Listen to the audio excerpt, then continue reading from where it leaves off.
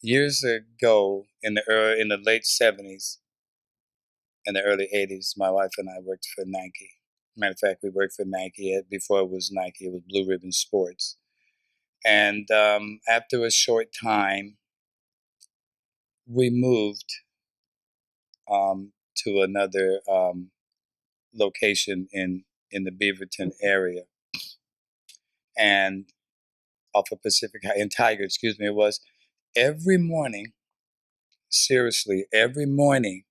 Not every morning, but I mean, I would say once or twice a week for months at a time. It seemed like I would get stopped by the police on my way to work, and they asked me this: "What are you doing here?"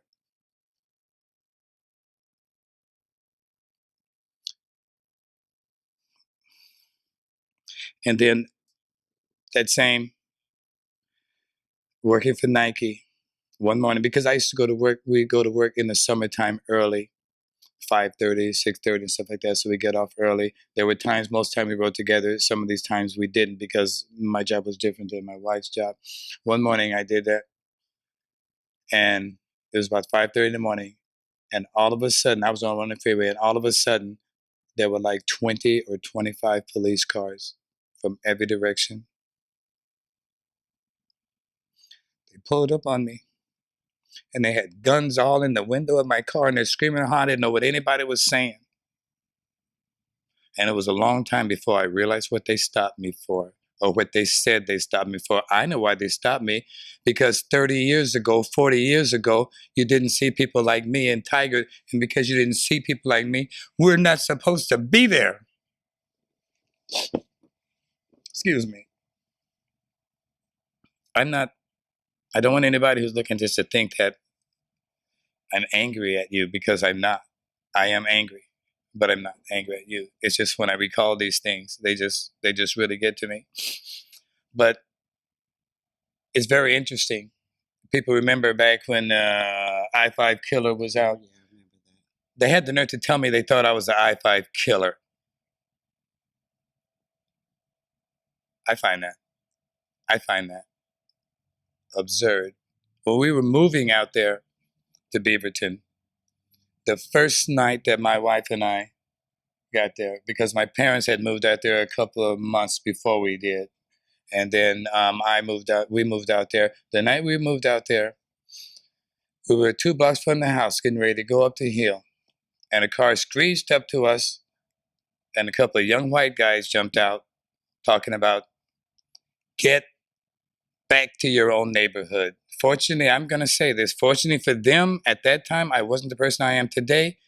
It's fortunately for them they didn't use the N-word. When we lived out in Beaverton, my husband was riding a bicycle, Oh, yeah. and the police stopped him, threw him on the ground, took him to jail because he said he didn't have a back light.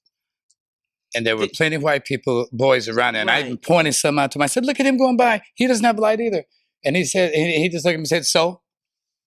And And they took me to then jail. They beat me up and took me to jail. and then when he went to jail, I went and found a lawyer, what do you call it when they Pro bono. pro Left me bono? in there for 17 days before Yes, they'd even let me go to court. right.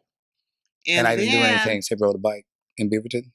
when they went to court, they said that because he, wanted his bike back. And then the policeman said, "Well, he told me to throw it in the bushes." And the judge said, "Oh, okay." Yeah. So That's our these are court system that we're talking about, people. some things that are happening and you have to look at it. Something needs to be done now. We got these kids coming up. They're seeing all this stuff.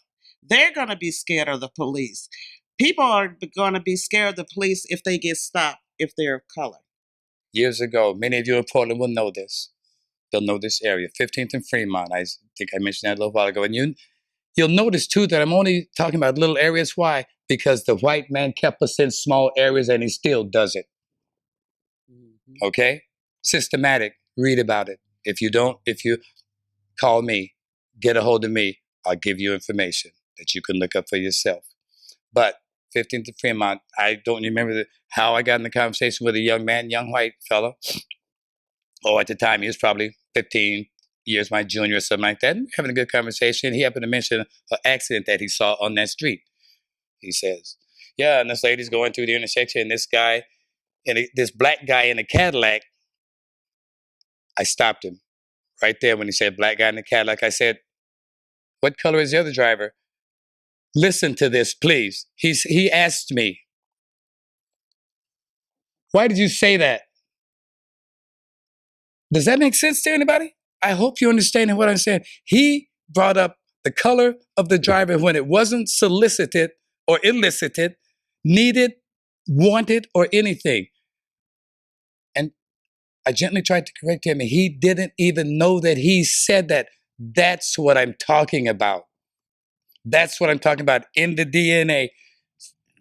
These are the kind of things that we face all of our lives. Now, if you want a real powerful story, I can give you some more of those. This is, and why I say powerful, because this is where racism really rears its ugly head in the institutions. Again, working for Nike, it almost sounds like everything's about Nike. Nike's only a small part of the injustices that have been placed upon us and that we've lived through in our life. My wife and I, again, like I say, we're working for Nike, and this one was off of Canyon Highway, Farmington Road out there. And I'm gonna try to make this story short, but anyway, I went through the ranks and worked my way up to a department supervisor, and it was cool because my wife and I was her supervisor, but it was cool because it all worked. And then there was a point in there. I used to run the shipping and packing floor when we, started sending millions and multi-millions and stuff out of the floor, in the apparel department, and I was the one that was in charge of that. I was happy about that. I thought it meant something. I thought it said a lot about me as a human being and as a worker. There came up a time when it was time for a new supervisor because the warehouse supervisor was retiring to start his own business, and my name came up at the top of the list. How about that? I thought, cool. I'll be here for the rest of my life. Baby will be here for the rest of our lives. That's what we thought. We're going to retire from this great company. Now, I'd like to back up a little bit. Christmas, which was a little bit before this, they gave everybody these cutout Santas. Remember those? Mm-hmm. Here's what I did. First of all, I want to make sure people see this. Look. If there was a Santa, our Santa wouldn't be white to us and our kids. If there was really a Santa, it'd be black or brown. I made my Santa brown. It caused an uproar, not through the ranks, but through the upper ranks. I sat it on my desk. I never said anything about it. The hate really showed up because I tried to identify with my own race. Excuse me. Now, that set off the firestorm, that set off another firestorm that got us to leave Nike. Why? Because they demoted me over that. Because all my records, and they admitted it in the deposition, were, matter of fact, Joe Ringo said, don't show anybody your progress reports because nobody's look like these. Remember that? Him and Ken. Okay? That should have said something. But no, I didn't get the position. We talked about it. So we started a class action suit. Myself, my wife, and this guy from Africa started a class action suit. Great case because everything was, that we were about was above board. We were legal. We were honest. We were good workers. We were doing what we were supposed to do. There was a point there in the deposition, and I mean, it was almost like chuckling and laughing going through the deposition room from our team because we knew that the case was won. It wasn't about the money; it was about the injustices that were visited upon us there while we're trying to do what everybody wants to do, and that's fulfill the American dream. There isn't one for us, not yet. But anyway,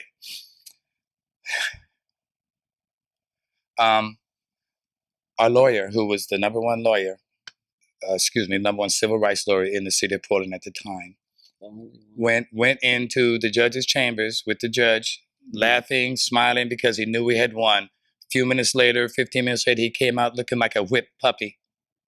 And he said to each of us, I need $1,000 from you, and I need $1,000 from you, and I need $1,000 from you. Why? Because the judge said that, basically told him to tell us that because we need $1,000 to move this case forward anymore. And he said, and if I can't get it tonight, I can't take your case. That's what he said. And then to add salt in the wound, they offered each of us $5,000 for ruining our lives and told us, you can have this $5,000 check and get out of here, or you can stay, forfeit the check. And in the back of their heads, we know what they were thinking, because if you forfeit the check, you stay here, we'll fire you tomorrow. Mm-hmm. That's not all. I was the next one in line by the judgment of the court, and this can all be corroborated because I have the paperwork. In court, they said the next position that came open, like the one that I was demoted from, belonged to me. One came open because we didn't take the money right away. We were going to go ahead and try to stick it out because we liked working for Nike. Mm-hmm. It was cool. It was cool. But they didn't want to play it right.